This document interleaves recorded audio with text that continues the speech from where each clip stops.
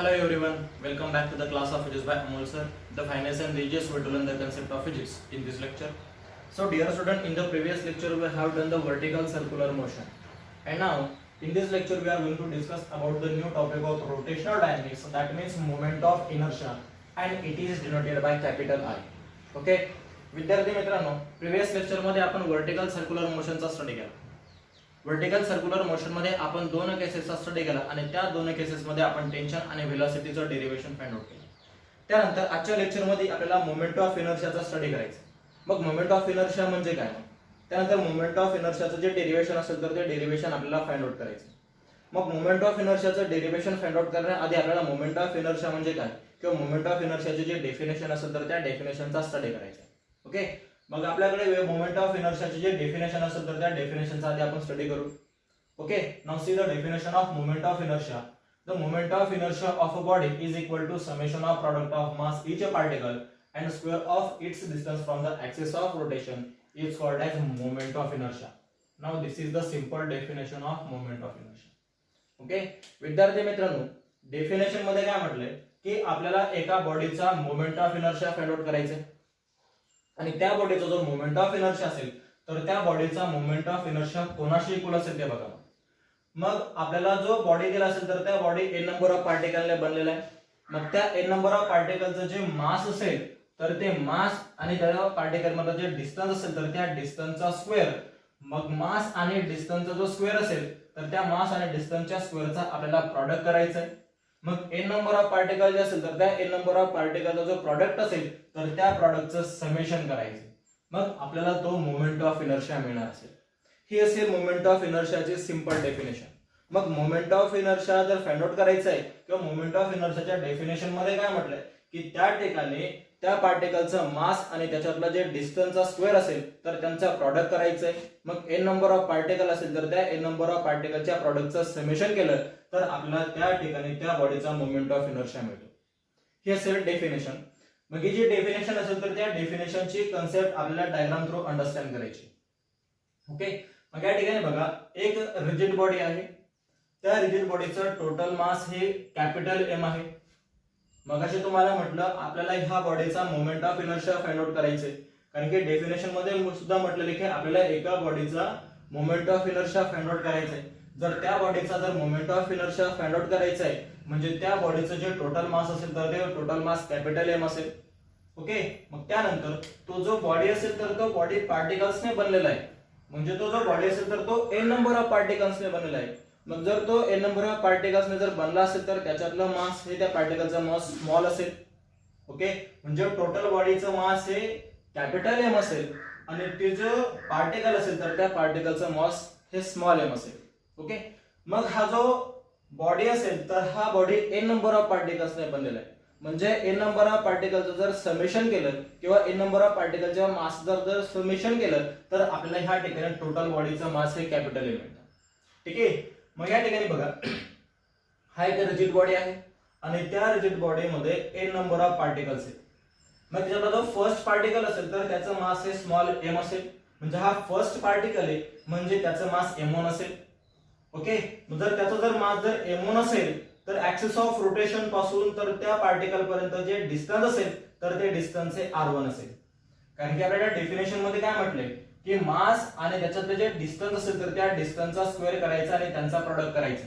ठीक आहे, मग ह्या ठिकाणी बघा, हा फर्स्ट पार्टिकल असेल तर फर्स्ट पार्टिकलचा मास हे m1 असेल आणि त्याच्यातलं डिस्टन्स हे r1 असेल.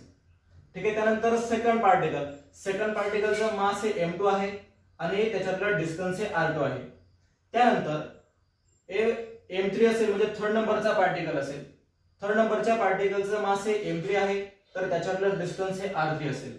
जो लास्ट नंबरचा म्हणजे a नंबरचा जो पार्टिकल असेल तर त्या a नंबर ऑफ पार्टिकलचा मास हे m1 आहे, mn आहे आणि त्याच्यातलं डिस्टन्स हे rn आहे. ओके, म्हणजे हा जो रिजिड बॉडी आहे तर हा rigid body n number of पार्टिकल्सने बनलेला आहे आणि त्याच्यातलं जे मास असेल तर ते मास स्मॉल मास असेल. ओके, मग आपल्याला डेफिनेशन मध्ये काय म्हटलंय की त्याच्यातलं जे मास असेल तर त्या मासचा आणि त्याचं जे डिस्टन्स असेल तर त्या डिस्टन्सच्या स्क्वेअरचा प्रॉडक्ट करायचा आहे आणि n नंबर ऑफ पार्टिकलचा जो प्रॉडक्ट असेल तर त्या प्रॉडक्टचं समेशन करायचे. Okay, therefore from figure the moment of inertia of a body is, therefore moment of inertia आपण हा I ने डिनोट करत असतो. मग moment of inertia is equal to, आता या ठिकाणी बघा जो फर्स्ट पार्टिकल असेल तर त्या फर्स्ट पार्टिकलचं मास हे m1 आहे, m1 त्याच्यातलं डिस्टन्स हे r1 आहे. बट आपल्याला डिस्टन्सचा काय करायचं बरं, स्क्वेअर करायचंय. मग m1 r1 स्क्वेअर, आता डिस्टन्सच्या स्क्वेअरचा आणि मासचा आपण प्रोडक्ट केलाय. हे फर्स्ट पार्टिकल प्लस आता आपल्याला समेशन सुद्धा करायचंय. आता सेकंड पार्टिकलचं मास हे m2 आहे, त्याच्यातलं डिस्टन्स हे r2 बट r2 चा स्क्वेअर. ओके, हा सेकंड पार्टिकलचा प्रोडक्ट प्लस आपल्याकडे थर्ड नंबरच्या पार्टिकलचा मास हे m3 असेल, त्याच्यातलं डिस्टन्स r3 चा स्क्वेअर. हा झाला थर्ड नंबरच्या पार्टिकलचा प्रोडक्ट. प्लस असा आपला हा body n number of particles ने बनलेला आहे. मग n नंबर ऑफ पार्टिकलचा मास हे mn असेल, त्याच्यातला डिस्टन्स rn चा स्क्वेअर असेल. म्हणजे आपण first particle, second particle, third particle आणि n नंबर ऑफ पार्टिकलचा आपण काय केला बरं, प्रोडक्ट केला आणि प्रोडक्टचा आपण त्यानंतर प्रत्येक पार्टिकलच्या प्रोडक्टचा आपण समेशन केलं. मग हा जो फॉर्म असेल तर आपण हा फॉर्म एका समेशनच्या फॉर्म मध्ये म्हणजे आपण एका सिम्बॉलच्या फॉर्म मध्ये सुद्धा तो आपण मेन्शन करू शकतो. म्हणजे therefore moment of inertia is equal to summation of. Okay, म्हणजे हा जो समेशनचा जो फॉर्म असेल तर हा समेशनचा फॉर्म आपण या सिम्बॉलच्या फॉर्मने सुद्धा मेन्शन करू शकतो किंवा राईट करू शकतो. मग moment of inertia is equal to summation of. आता आपल्याला समेशन कोणाचं करायचं बरं, फर्स्ट पार्टिकलच्या प्रोडक्टचं, सेकंड, थर्ड आणि n नंबर ऑफ पार्टिकलचा जो प्रोडक्ट असेल तर त्या प्रोडक्टचं समेशन करायचं. मग तो आपण त्या समेशन मध्ये काय म्हटलंय की मास आणि डिस्टन्स जे असेल तर त्या डिस्टन्सच्या स्क्वेअरचा प्रोडक्ट आहे. म्हणजे therefore summation of mi ri चा स्क्वेअर. म्हणजे आपण मास आणि डिस्टन्सचा स्क्वेअरचा जो प्रोडक्ट असेल तर त्या ऑल प्रोडक्टचा आपण समेशन करतोय. मग आपण समेशन किती पार्टिकलचं करतोय तर ते आपण n नंबर ऑफ पार्टिकलचं समेशन करतोय. I is equal to 1. Okay, म्हणजे आपण जो मोमेंट ऑफ इनर्शिया असेल तर तो मोमेंट ऑफ इनर्शिया आपण ह्या फॉर्म मध्ये सुद्धा तो राईट करू शकतो. Therefore moment of inertia is equal to, okay, मग moment of inertia is equal to capital M into r square. Okay, हा असेल मोमेंट ऑफ इनर्शियाचा फॉर्म्युला. कारण की moment of inertia is equal to m into r square. म्हणजे a म्हणजे काय बरं, त्या टोटल जे बॉडी असेल तर त्या टोटल किंवा त्या n नंबर ऑफ पार्टिकल्स असेल तर त्या n नंबर ऑफ पार्टिकलचं आपण काय केलं बरं, समेशन केलं. मग जर ते आपण n नंबर ऑफ पार्टिकलचं जर समेशन केलं तर आपल्याला टोटल बॉडीचं मास हे कॅपिटल M मिळते इनटू आता जे डिस्टन्स असेल तर त्या डिस्टन्सचा स्क्वेअर करायचा आहे. मग मास आणि त्याच्यातलं जे डिस्टन्स असेल तर त्या डिस्टन्सचा स्क्वेअर केला आणि त्याचा जर प्रॉडक्ट केला तर आपल्याला त्या बॉडीचा मोमेंट ऑफ इनर्शिया मिळतो. and that will be the moment of inertia of a body. Okay, हा झाला त्या बॉडीचा मोमेंट ऑफ इनर्शिया. आता त्याचा आपल्याला SI युनिट फाइंड आउट करायचे. SI of moment of inertia. Okay, मग मास आपण कशामध्ये मेजर करतो बरं, ते किलोग्राम मध्ये मेजर करतोय. आणि आपण जे रेडियस असेल तर ती रेडियस आपण कशामध्ये मेजर करतोय बरं, ते मीटर मध्ये करतोय. बट ह्या ठिकाणी रेडियसचा स्क्वेअर आहे म्हणजे मीटरचा स्क्वेअर असेल तो. हे असेल SI युनिट. ओके, हे कोणतं युनिट असेल बरं, ते मोमेंट ऑफ इनर्शियाचं SI युनिट असेल. त्यानंतर त्याचं सीजीएस असेल. आता आपण किलोग्राम आणि किलोग्राम इंटू मीटर स्क्वेअर म्हणजे हा SI असेल. मग ग्रॅम इंटू सेंटीमीटर स्क्वेअर हे असेल त्याचं सीजीएस युनिट मोमेंट ऑफ इनर्शियाचं. ठीक आहे, मग जर आपल्याकडे जर SI युनिट असेल मोमेंट ऑफ इनर्शियाचं तर आपण त्याचं डायमेन्शन सुद्धा फाइंड आउट करू शकतो. Okay, dimension of moment of inertia. Dimension of moment of inertia, dimension आपण ऑलवेज स्क्वेअर ब्रॅकेट मध्ये लिहितो आणि स्क्वेअर ब्रॅकेट मध्ये आपण तीन फिजिकल क्वांटिटी राईट करतोय, मास, लेंथ आणि टाइम. ओके, जर आपल्याकडे SI युनिट असेल तर SI युनिट पासून किंवा सीजीएस पासून आपण त्याचं डायमेन्शन इझिली फाइंड आउट करू शकतो. किलोग्राम किंवा ग्रॅम हा कोणत्या फिजिकल क्वांटिटीला रिप्रेझेंट करतोय, तो मासला रिप्रेझेंट करतोय. म्हणजे मासचा पॉवर हा +1 असेल. त्यानंतर मीटर स्क्वेअर किंवा सेंटीमीटर स्क्वेअर, मीटर किंवा सेंटीमीटर हा लेंथला रिप्रेझेंट करतोय म्हणजे लेंथचा पॉवर हा +2 असेल. बट ह्या ठिकाणी जे SI युनिट असेल किंवा सीजीएस युनिट असेल मोमेंट ऑफ इनर्शियाचं तर त्याच्यामध्ये टाइम ऍब्सेंट आहे म्हणजे टाइमचा पॉवर हा 0 असेल. Okay, that will be the dimension of moment of inertia. Okay, मग अशा पद्धतीने आपण एका रिजिड बॉडीचा moment of inertia find out केला. मोमेंट ऑफ इनर्शिया काय असेल की जे ए नंबर ऑफ पार्टिकल असेल तर त्या ए नंबर ऑफ पार्टिकलचा मासा आणि त्याच्यातला जो डिस्टन्स असेल तर त्या डिस्टन्सचा स्क्वेअर करायचा आहे. म्हणजे मासा आणि डिस्टन्सच्या स्क्वेअरचा प्रोडक्ट असेल आणि त्या ए नंबर ऑफ पार्टिकलचा जो प्रोडक्ट असेल तर त्यांचं समेशन करायचंय. मग moment of inertia is equal to mass into r square. तर हा मोमेंट ऑफ इनर्शिया असेल त्या रिजिड बॉडीचा. त्याचा आपण या साइडमध्ये बघितलं किलोग्रॅम इंटू मीटर स्क्वेअर किंवा त्याचं सीजीएस बघितलं ग्रॅम पर सेंटीमीटर स्क्वेअर आणि फायनली त्याचं डायमेन्शन सुद्धा फाइंड आउट केलं. मास पॉवर 1, लेंथ पॉवर 2 आणि टी पॉवर 0. ओके, हा असेल मोमेंट ऑफ इनर्शियाची कन्सेप्ट. त्यानंतर आपला जो नेक्स्ट टॉपिक असेल तर तो म्हणजे moment of inertia of a ring. मगाशी आपण एका बॉडीचा moment of inertia find out केला. आता आपल्याला एका रिंगचा moment of inertia find out करायचा आहे. ओके, मग या ठिकाणी बघा हा एक सपोज हा एक रिंग असेल. ओके, आणि ह्या रिंग मधून एक आपण ऍक्सिस पास केला. It's passing through the centre and perpendicular to its plane. म्हणजे ह्या रिंगच्या सेंटर मधून आपण एक ऍक्सिस पास केला आणि तो ऍक्सिस त्या रिंगला परपेंडिक्युलर असेल. ठीक आहे, मग त्याच्यातला हा झेड ऍक्सिस असेल आणि हा झेड डॅश. याला मी ऍक्सिसच्या फॉर्म मध्ये सुद्धा मेन्शन करून देतो. हा जो रिंग असेल तर त्या रिंगचं मास हे कॅपिटल एम आहे. त्याच्यातला जे टोटल मास असेल तर ते टोटल मास कॅपिटल एम आहे. आणि हा जो रिंग असेल तर हा रिंग छोट्या छोट्या एन नंबर ऑफ पार्टिकल्सने बनलाय, एन नंबर ऑफ स्मॉल एलिमेंट्सने बनलेला आहे. मग आपल्याला जर ह्या रिंगचा जर moment of inertia find out करायचा आहे तर आपल्याला ऍट अ टाइम हा जो रिंग असेल तर त्या रिंगचा पूर्ण रिंगचा आपल्याला moment of inertia find out करता येणार नाही. त्यापेक्षा आपल्याकडे एक दोन सोपी ट्रिक असेल तर ती ट्रिक म्हणजे अशी असेल की आपल्याला तो जो रिंग असेल तर त्या रिंग मधला एका स्मॉल पार्टिकलचा जर moment of inertia find out केलं तर त्या स्मॉल पार्टिकलच्या जो मोमेंट ऑफ इनर्शिया असेल तर त्याला आपण इंटिग्रेट करून दिलं. इंटिग्रेट म्हणजे समेशन करून दिलं तर आपल्याला त्या ठिकाणी टोटल बॉडी म्हणजे जी टोटल रिंग असेल तर त्या टोटल रिंगचा moment of inertia find out करते. ठीक आहे, मग हा बघा हा एक रिंग असेल तर त्या रिंगचं टोटल मास हे कॅपिटल एम असेल आणि त्या रिंग मधून आपण एक ऍक्सिस पास केला. It's passing through the centre and perpendicular to its plane. Okay, म्हणजे हा जो रिंग असेल तर हा रिंग ए नंबर ऑफ पार्टिकल्सने बनले तर त्याच्यातला एक स्मॉल पार्टिकल घेतला आणि त्या स्मॉल पार्टिकलचं मास असेल डीएम. डी म्हणजे काय बरं की त्या पार्टिकलचं मास असेल हे स्मॉल असेल. डी काय रिप्रेझेंट करतो बरं की तो जो पार्टिकल असेल तर त्या पार्टिकल मधलं मास असेल बरं ते स्मॉल असेल.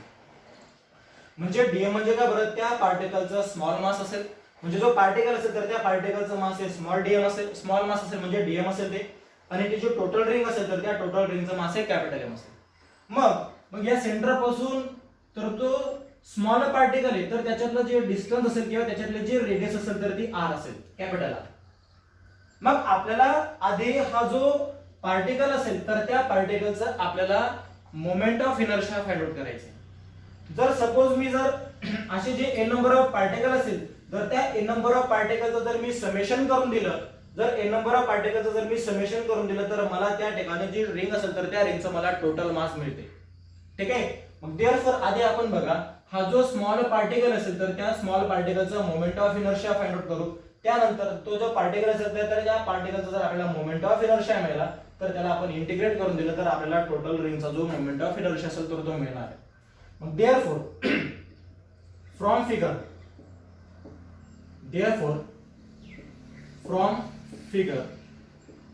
ठीक आहे, जर मी स्मॉल प्रत्येक पार्टिकलचं जे स्मॉल मास असेल तर त्याचं मी समेशन करून दिलं, समेशन ऑफ डीएम. म्हणजे प्रत्येक पार्टिकलचं जे मास असेल तर त्या पार्टिकलचं जर मास मी जर समेशन करून दिलं तर मला मिळते त्या टोटल रिंगचं mass capital. Okay, therefore moment of inertia of particle.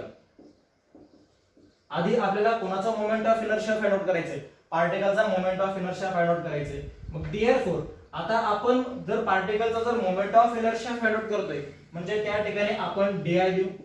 म्हणजे जो पार्टिकल असेल तर त्याचा जर मास जर स्मॉल असेल तर त्याच्यातला मोमेंट ऑफ इनर्शिया सुद्धा कसा असेल बरं तो स्मॉल असेल. कारण की कुठल्याही बॉडीचा मोमेंट ऑफ इनर्शिया हा त्याच्या मासवरती डिपेंड असतो.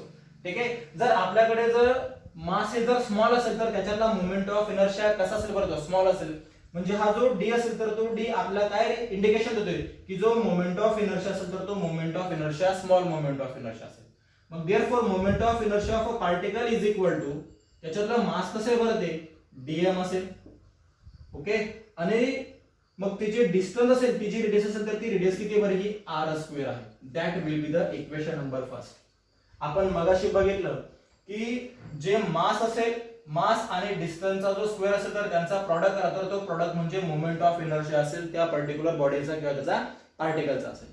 मग या ठिकाणी बघा moment of inertia is equal to m into r. आपण हे m इंटू r स्क्वेअर हे आपण मोमेंट ऑफ इनर्शिया मध्ये फाइंड आउट केलं. हा त्याचा स्टँडर्ड फॉर्म्युला असेल.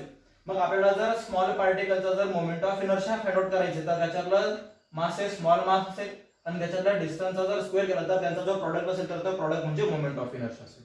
ठीक आहे, equation number first. Now integrate equation number first. जर मी इक्वेशन नंबर फर्स्ट ला जर इंटिग्रेट करून दिलं तर मला त्या ठिकाणी मिळतोय टोटल हा जो रिंग असेल तर त्या रिंगचा मला मोमेंट ऑफ इनर्शिया मिळणार आहे. मग therefore integrate equation number first, integration of di is equal to, आता integration of dm into r square. r square हा कॉन्स्टंट आहे आणि इंटिग्रेशनच्या मध्ये आपण r स्क्वेअर लिहित नाही. r स्क्वेअर हा इंटिग्रेशनच्या बाहेर असेल, म्हणजे integration of di is equal to r square integration of dm. ठीक आहे, मग जर आपण जर त्या पार्टिकलचा जो स्मॉल मोमेंट ऑफ इनर्शिया असेल तर त्या पार्टिकलच्या स्मॉल मोमेंट ऑफ इनर्शियाला जर आपण इंटिग्रेट करून दिलं किंवा जर समेशन करून दिलं तर आपल्याला टोटल मोमेंट ऑफ इनर्शिया मिळतोय.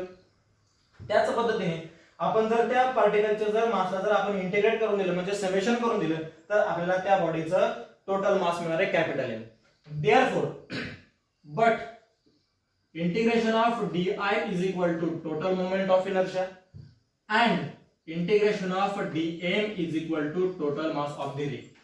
Put this value in this equation. मग आता इंटिग्रेशन ऑफ di ची व्हॅल्यू काय पडते, I is equal to rs square into, आता इंटिग्रेशन ऑफ dm ची व्हॅल्यू काय पडते capital M and that will be the moment of inertia of a ring. किंवा आपण त्याला असं पण लिहू शकतो or moment of inertia is equal to m into r square. That will be the moment of inertia of ring. हा असेल moment of inertia of the ring. ठीक आहे विद्यार्थी मित्रांनो, आजच्या लेक्चर मध्ये आपण moment of inertia find out केलं. मोमेंट ऑफ इनर्शियाची डेफिनेशन बघितली, मोमेंट ऑफ इनर्शियाचा स्टँडर्ड फॉर्म्युलाही फाइंड आउट केला आणि त्यानंतर मोमेंट ऑफ इनर्शियाचं जे युनिट असेल किंवा त्याचं जे डायमेन्शन असेल तर त्या डायमेन्शनचा स्टडी केला. त्यानंतर आपण एका रिंगचा मोमेंट ऑफ इनर्शिया सुद्धा फाइंड आउट केला. तर त्या रिंगचा मोमेंट ऑफ इनर्शिया आपल्याला मिळाला moment of inertia is equal to m into r square किंवा आपण त्याला r स्क्वेअर इंटू m ने जरी त्या ठिकाणी मेन्शन केले तरी चालेल, कारण की तुम्ही मल्टिप्लिकेशन कसंही करा तर तुम्हाला फायनली तीच व्हॅल्यू मिळणार आहे.